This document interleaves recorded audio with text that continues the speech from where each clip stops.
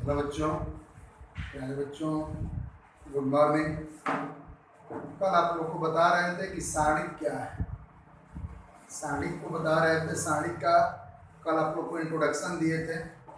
अब आज हम आप लोग को सारणिक का जो महत्वपूर्ण है, जिसपे पूरा सारणिक डिपेंड है, आधारित है, उस कुछ प्रॉपर्टी है, इनके गुण हैं, उन गुण को समझ लिया जाए ताकि सारणिक हम आसानी से हल करें। ठीक है, तो प्यारे बच्चों, इस गुण को बढ़िया से देखिएगा, अच्छा से देखिएगा, और पूरा एकदम 6 गुण वहीं लिखे हैं कि 7 है कि ताकि आप लोग का पूरा सवाल हल हो जाए। क्योंकि कल जो बताए थे वो डायरेक्ट प्रसार बता रहे थे, क्योंकि कभी कभी प्रश्न में कह देता है कि बिना प्रसार किए, मैंने सीधा प्रसार नहीं करना है। कल हमने या तो आर के सापेक्ष बता रहे थे, नहीं तो सी के सापेक्ष, या तो कॉलम नहीं तो स्तंभ। इसके बाद आज जो बता रहे हैं, आज आपको गुण बता रहे हैं, ये सारे गुण आपको पता रहेगा तो कोई कोई सवाल एक लाइन में भी बन जाएगा। तो आप लोग वीडियो के अंत तक बने रहिएगा, देखिए क्या बताया जा रहा है। देखिए, ये पहला गुण है कि यदि किसी सारणी के किसी भी पंक्ति या स्तंभ, यदि किसी सारणी के किसी भी पंक्ति या स्तंभ के अवयव यदि शून्य है तो उस सारणिक का मान शून्य हो जाता है। मतलब ये सारणिक है तो इसका कोई रो या कोई कॉलम में यदि प्रत्येक सदस्य शून्य है तो उस सारणिक का मान आप समझ लेना कि क्या हो जाएगा, शून्य हो जाएगा। ठीक है,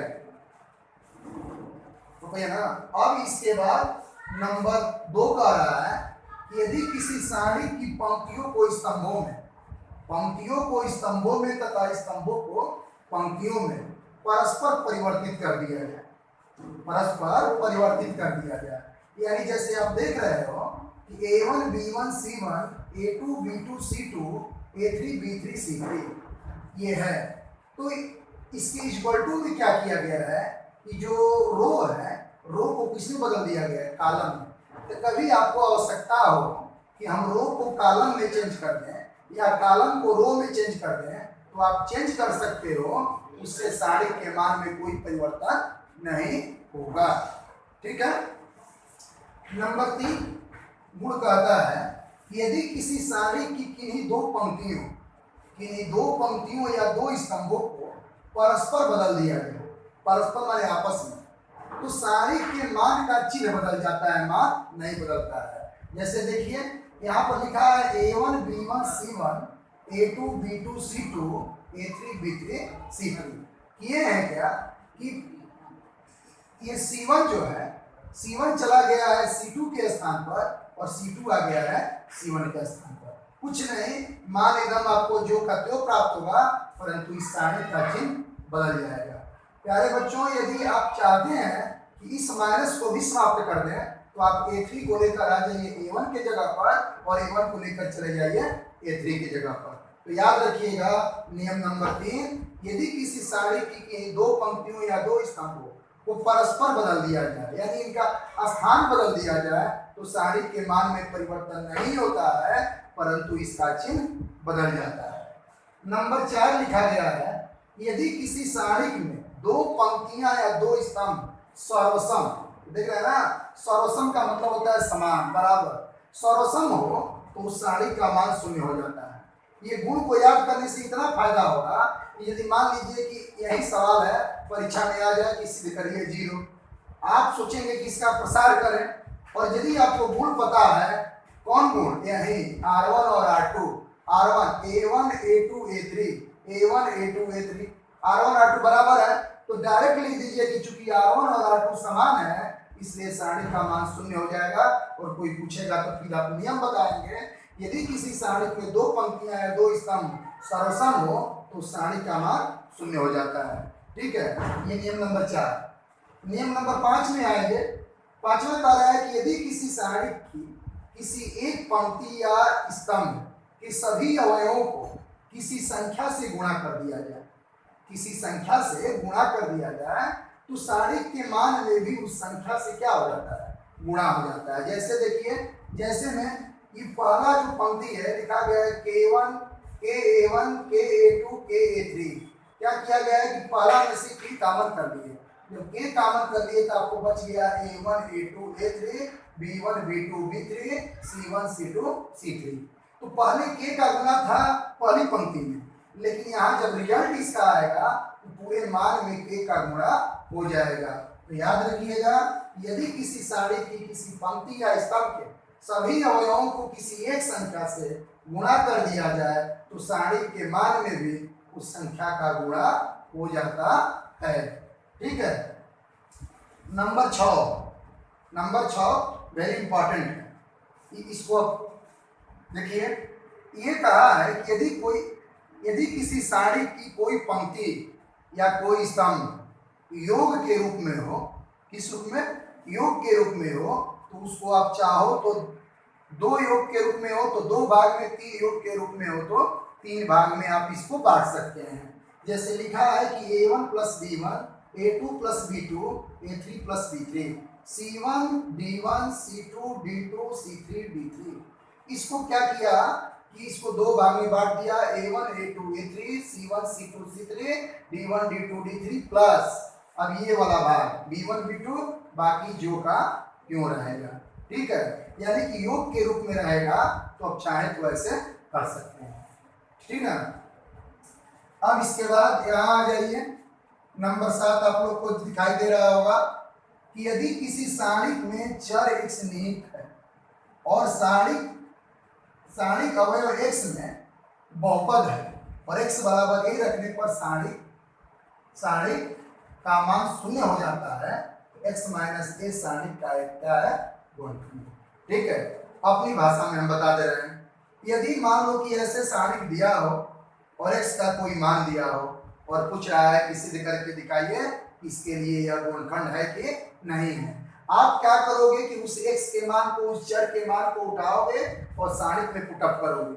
सारणिक में पुटअप करने के बाद यदि वह सारणिक 0 दे देता है तो आप कहोगे कि वह उसका गुणनखंड है, अन्यथा गुणनखंड नहीं है। जैसे कि आपने 9th में पढ़ा था कि कोई भी बहुपद में देता था और x का मान दे देता था, या फिर आप गुणनखंड जो है शेषफल प्रमेय बनाते थे। शेषफल प्रमेय का मतलब x के पावर 3 आता था, तो वहां पर हम क्या करते थे कि चर का एक मान देखते थे और उस मान के लिए यदि 0 हो जाता था तो हम कहते थे कि यह इसका गुणनखंड है। तो याद रखिएगा, क्योंकि यह नंबर 7 भी इंपॉर्टेंट है। नंबर 7 भी इंपॉर्टेंट है कि यदि कोई चर का मान दिया हो, वो चर के मान को बताना है कि सारणी का गुणनखंड है कि नहीं है, तो फिर आप क्या करोगे कि उस सारणी के मान को पुटअप करोगे और पुटअप करने के बाद यदि 0 हो जाएगा तो फिर आप कहोगे कि यह जो मान है उस सारणी का गुणनखंड है। अब एक दो बात और देख लो, जैसे कि प्रसार करोगे कैसे,